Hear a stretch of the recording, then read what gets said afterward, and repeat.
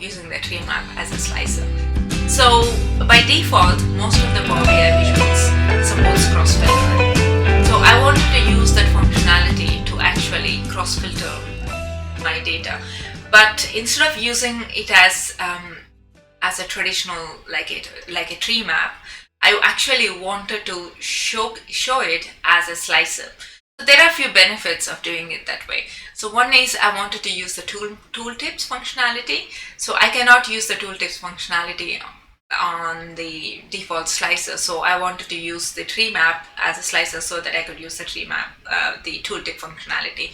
And the second thing is I wanted to be able to have this dynamic background to my items. Various reasons. One, to add some color and to the report.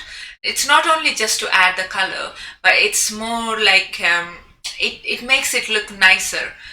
And the third reason for using the tree map as a slicer in this case is, okay, let's have a look at it.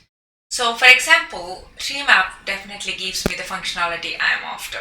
So if I go here and I could go and slice the data, so that gives me only the selected value. When I don't do it, it shows, when I don't do a selection, then it shows all the data I wanted.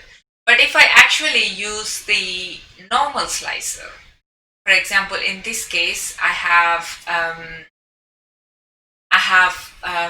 a normal slicer. My drinks, I've chosen it as a normal slicer. For example, if I choose Negroni here and if I go to Martini, and by default, because I've chose Negroni in the previous selection, when I changed my slicer selection on the left pane, automatically the drink got selected because I previously selected that, and that's appearing in this slicer. So, but in reality, the Negroni doesn't belong to this drink group. So I don't want that to be appear there. But if I use the tree map as my slicer, because this visual is cross-filtering this visual. So if I choose something smaller selection, so for example, if I go Mojito, in the default slicer, I have Negroni, but in my tree map, that doesn't show. So that gives the user a nice way of navigating. For example, when I go back here, when the user goes and if they choose something, it always it won't appear in the previous one. However, I'll have a different problem here, because for example, if I go to Martini and I chose Martini, then if I go to Mojito, and I cannot do any other selection here, because if I hover over it, you can see my visual already included Martini as a drink.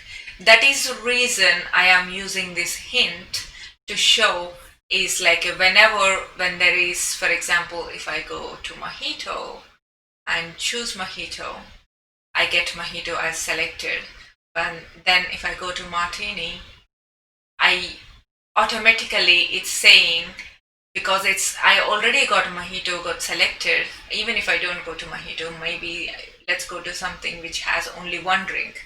Even though there is only one drink available, because I've already chosen a drink previously, it is telling me to select a drink on the top, so that way it always gets only single value selected. So now if I look at it, there is no slicer selected from this visual. So it's this way, all these visuals are not filtering. All these visuals are just filtering through this one. So now when I move between any other single drink, sub-drink type, I could automatically see. But again, when I go back to something which has more than one drink, then it tells me the same thing again, choose a selection. So that was the reason why I'm using